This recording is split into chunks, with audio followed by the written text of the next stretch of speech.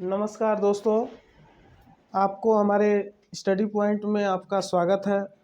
अगर आप नए हैं हमारे इस यूट्यूब चैनल को सब्सक्राइब करें और बेल आइकन दबाना ना भूलें।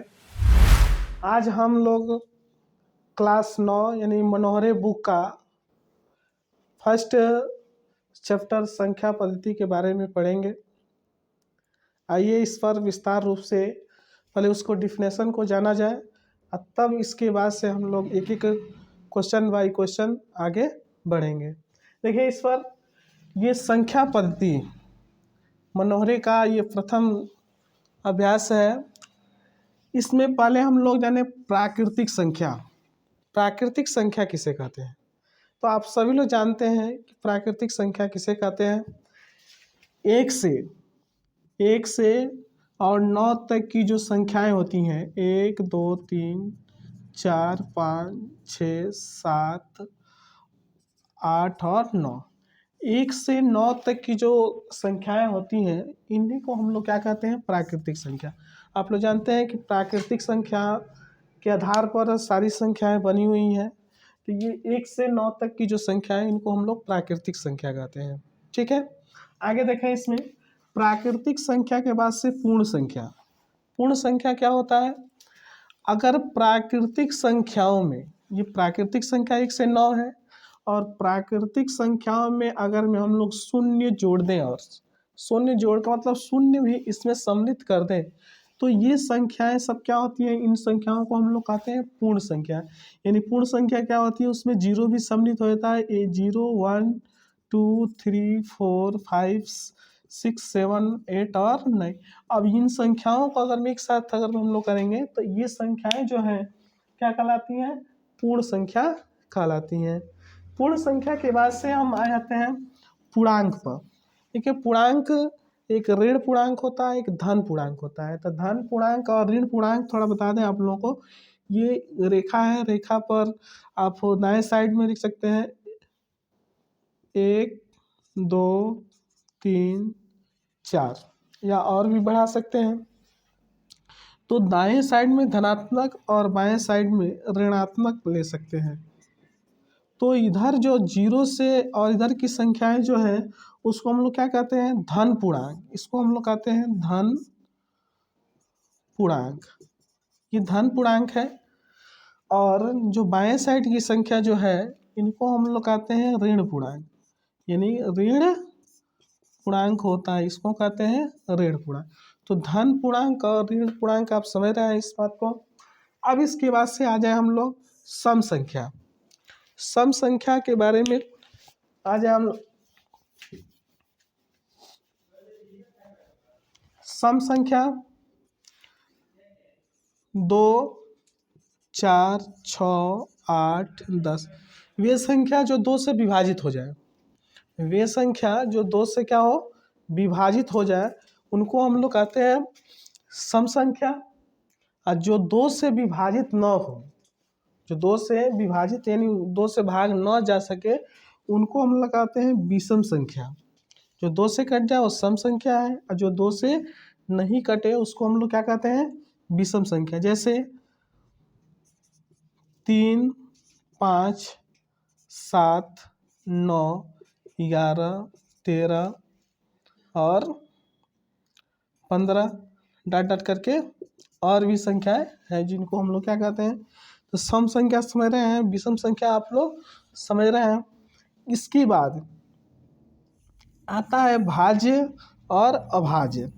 तो भाज्य किसे कहेंगे और अभाज्य किसे कहेंगे? तो भाज्य संख्या क्या होता है? भाज्य संख्या भाज्य संख्या जो किसी संख्या से कट जाता हो, वे संख्या जो किसी संख्या से वो विभाजित हो जाता है। जैसे ये नहीं कि इसमें सम संख्या में 2 से विभाजित हुआ था, विषम में केवल जो 2 से नहीं कटा था उसको लिखे थे, लेकिन जो भाज्य संख्याएं हैं ये किसी संख्या से कट जाएगा। जैसे 2 है, 4 है, 6 है, 8 9 10 12। देखिए यहाँ ये 2 से तो कटेगा, 4 जो है 2 से कट जाएगा, 4 से भी कटेगा, और ये 6 है 2 से भी कटेगा और 3 से भी कटेगा, और 8 जो है 2 से भी कटेगा, 4 से भी कटेगा और 8 से भी कटेगा। उसके बाद से 9 है, 9 3 से भी कटेगा, 9 से भी कटेगा। तो एक संख्या को छोड़कर दूसरी संख्या से भी क्या हो रहा है, कट जा रहा है। तो इसको हम क्या कहते हैं, ऐसी संख्याओं को हम कहते हैं भाज्य संख्या कहा जाता है। तो ये संख्या जो है ये भाज्य संख्या है। अब भाज्य के बाद से आता है अभाज्य संख्या। वे संख्या जो खुद अपने संख्या से कटता हो, वे संख्या जो खुद अपने संख्या से कट जाता हो, उसको हम लोग क्या कहते हैं, अभाज्य संख्या कहा जाता है। जैसे ये 2 है तो किससे कटेगा, 2 तो 2 ही से कटेगा। फिर उसके बाद से 3 से कटेगा। उसके बाद से 5 किससे कटेगा, 5 से कटेगा। 7 से कटेगा। उसके बाद से 7 के बाद से 11 से कटेगा। 13 है, 13 के बाद से 17, 19, 23 डॉट डॉट करके और भी संख्याएं क्या होती हैं, अभाज्य संख्या होती हैं। तो आप अभी तक भाज्य, प्राकृतिक संख्या, पूर्ण संख्या, पूर्णांक, सम संख्या, विषम संख्या, भाज्य संख्या और अभाज्य संख्या, अभी तक ये इनकी जानकारी आप ले लिए हैं। अब आ जाए परिमेय संख्या। परिमेय संख्या किसे कहेंगे,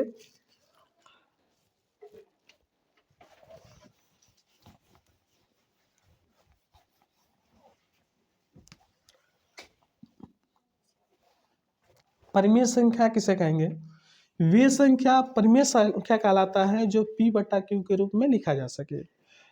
वे संख्या परिमेय संख्या कहलाता है जो P/Q के रूप में लिखा जा सके। जैसे देखें यहाँ, जैसे P/Q और Q नॉट इक्वल टू 0, मानी Q हर जो, यानी कह सकते हैं साधारण में कि अंश बटा हर के रूप में लिखी गई संख्या ही परिमेय संख्या कहलाती है। जैसे किसी संख्या अगर में जैसे 2/3 ऊपर क्या है, इसको अंश कहेंगे, इसको हर, तो अंश और हर के रूप में लिखा गया है, तो इसको हम लोग क्या कहते हैं, परिमेय संख्या कहते हैं। दूसरे शब्दों में कहें कि जितनी भी संख्याएं होती हैं वह एक परिमेय संख्या होती है। अब जितनी भी संख्याएं का मतलब 0 से लेकर और क्या होगी, 1 2 3 4 5 6 7 8 9 डॉट डॉट करके लाखों तक जो भी संख्याएं होंगी वह एक परिमेय संख्या की श्रेणी में आती है, यानी वह एक परिमेय संख्या होता है। कैसे होता है ये भी देख लें।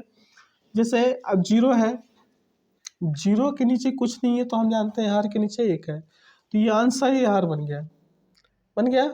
तो भाग देंगे तो आप 0 में 1 से भाग देंगे तो क्या आएगा, 0 ना आएगा, तो इससे के मान में कोई अंतर नहीं आ रहा है, तो बटा में भी बन जा रहा है, तो इसलिए इसको हम क्या कहेंगे, तो 0 भी एक परिमेय संख्या होता है। फिर से 1 के नीचे आप 1 लगा देंगे तभी भी 1 आएगा, तो 1 भी क्या होता है, परिमेय संख्या होता है। 2 है, 2 के नीचे हम लोग 1 कर दें तो 2/1, ये भी क्या होता है, एक परिमेय संख्या होता है। तो ये जो भी संख्या यानी कह सकते हैं, तो वैसे 3 ले लेंगे, 4 ले लेंगे और 5 ले लेंगे, यानी जितनी भी संख्याएं होती हैं सब क्या होता है, परिमेय संख्या होता है, या एक इनको कह सकते हैं कि ये परिमेय संख्या होता है। तो जितनी भी संख्याएं होती हैं वो परिमेय संख्या होता है। जितनी भी धन पूर्णांक होते हैं उनको एक परिमेय संख्या कहा जाता है। उसके बाद से अगर में कोई संख्या बटा में लिखा गया हो, जैसे 4/5, तो ये भी क्या है, एक परिमेय संख्या है। और अगर में बटा में 9 लिखा गया हो तो क्या होगा, एक परिमेय संख्या होता है।